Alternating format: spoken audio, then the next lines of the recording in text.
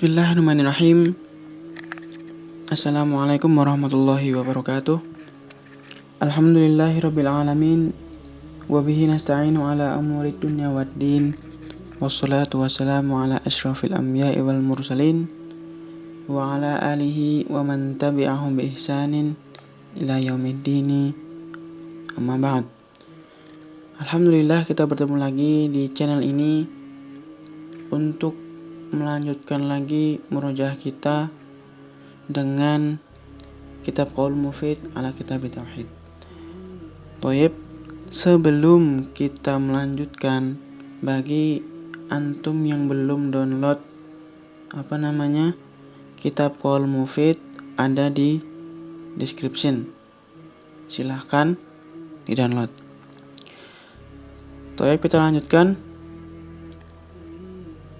Wa qala ta'ala alhamdulillahi rabbil alamin. Fa wasfuhu subhanahu bi annahu rabbul alamin. Kat ta'lili li thubutil uluhiyyati lahu. Fa huwa al-ilahu li annahu rabbul alamin. Wa qala ta'ala ya ayuhan nasu ubudu rabbakumul ladzi khalaqakum walladzina min qablikum fal munfaridu bil khalqi huwa al mustahiqqu lil ibadati.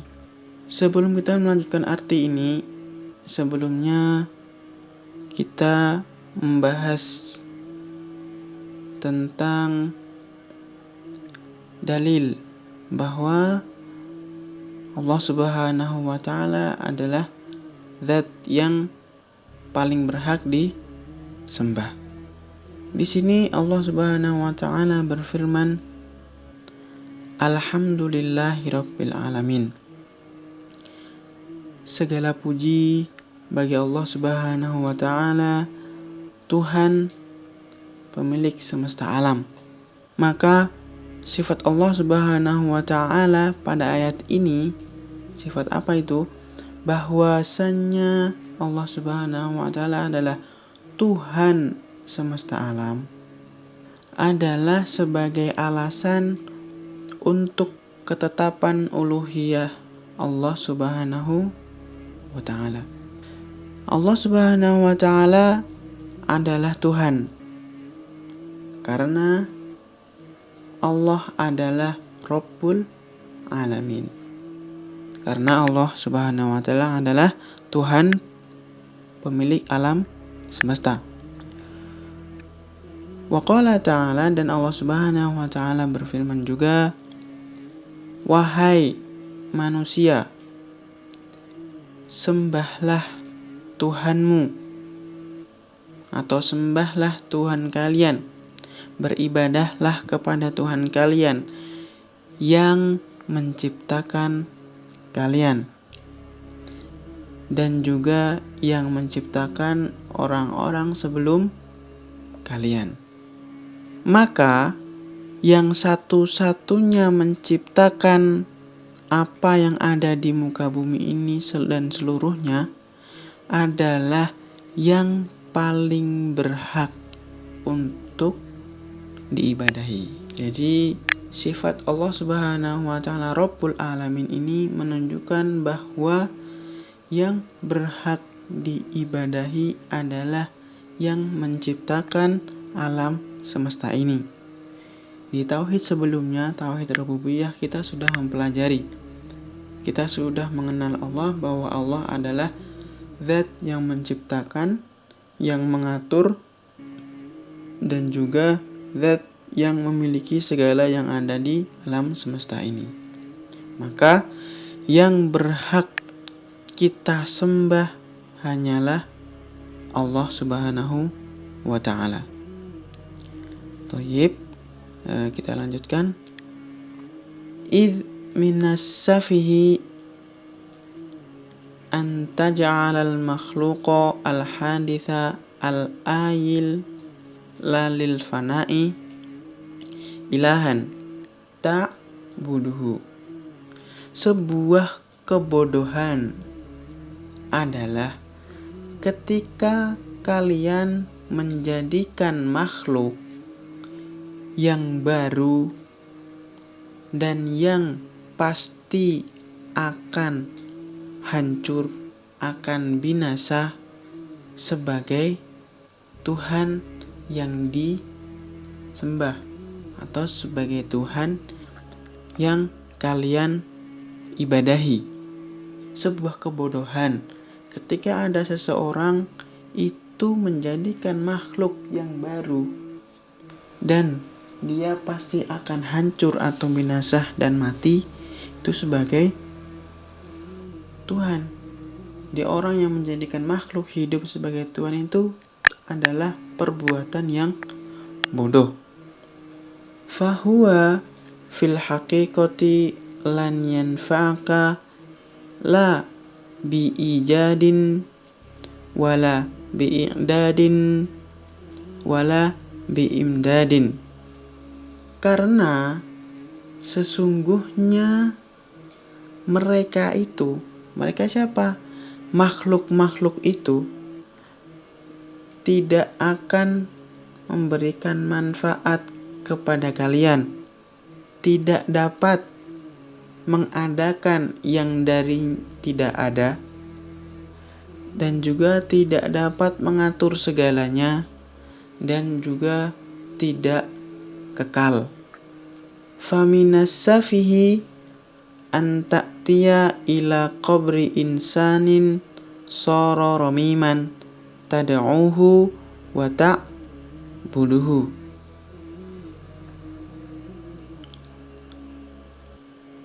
Dan juga sebuah kebodohan apabila kalian mendatangi kuburan seseorang yang sudah menjadi tanah, kemudian kalian berdoa kepadanya, meminta doa kepadanya, dan juga kalian beribadah kepada siapa? Kepada orang yang sudah jadi tanah tadi. Itu adalah sebuah kebodohan. Wa huwa bihajatin ila du'aika. Sedangkan dia, maksudnya adalah orang yang sudah mati tadi, yang sudah menjadi tanah tadi, membutuhkan bantuan doa dari kalian, bukan malah meminta doa, meminta sesuatu kepada orang yang sudah jadi tanah. Wa anta lasta bihajatin ila an tad'uhu. Dan kalian tidak perlu sama sekali untuk berdoa kepadanya. Fahuwa la yamliku li nafsihi naf'an wala dharran fa kaifa yamlikuhu li ghairihi. Dia saja, orang yang mati tadi, tidak memberikan manfaat bagi dirinya sendiri dan juga tidak dapat memberikan kemadharatan bagi dirinya sendiri.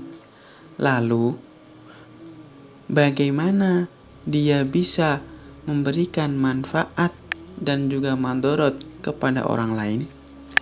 Orang dirinya saja sebenarnya membutuhkan doa dari kita.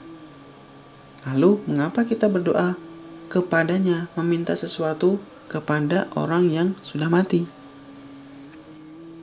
Jadi sebuah kebodohan ketika seseorang itu menjadikan makhluk yang ada di dunia ini sebagai Tuhan yang diibadahi. Merupakan bentuk kebodohan juga ketika ada seseorang yang datang ke kuburan untuk meminta-minta kepada orang yang sudah mati tersebut. Itu adalah sebuah kebodohan. Karena kenapa? Karena orang yang mati saja tidak dapat memberikan manfaat dan juga kemadharatan bagi dirinya sendiri, lalu bagaimana dia bisa memberikan manfaat dan kemadharatan kepada orang lain? Mustahil. Selanjutnya, wa hadzal qismu kafara bihi wa jahadahu aktsarul khalqi. Dan pembagian tauhid yang ini, tauhid apa? Yang tauhid uluhiyah, tauhid ibadah. Kebanyakan makhluk hidup, kebanyakan manusia di muka bumi ini kufur terhadap tauhid uluhiyah dan juga mengingkari tauhid uluhiyah. Wa min ajli dzalika arsalallahu ar-rusula wa anzala alaihim al-kutuba. Karena alasan inilah Allah Subhanahu wa ta'ala mengutus para rasul dan juga menurunkan kepada mereka kitab suci. Qala Allah Ta'ala, Allah Subhanahu wa ta'ala berfirman, wa ma arsalna min qablika min rasulin illa nuhi ilaihi annahu la ilaha illa ana fa'budun.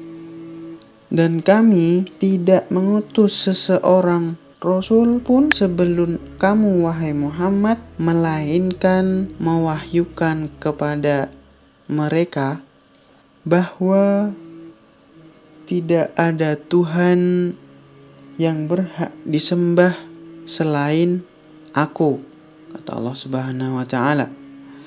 Fa'budu, maka sembahlah aku. Jadi dalam pembagian tauhid uluhiyah ini banyak orang-orang yang menyelisihinya, banyak orang-orang yang mengingkari tauhid uluhiyah. Maka dari itu Allah Subhanahu wa ta'ala mengutus para rasul dan menurunkan kitab suci. Wa ma'a hadza fa'atba'ur rusuli qillatun.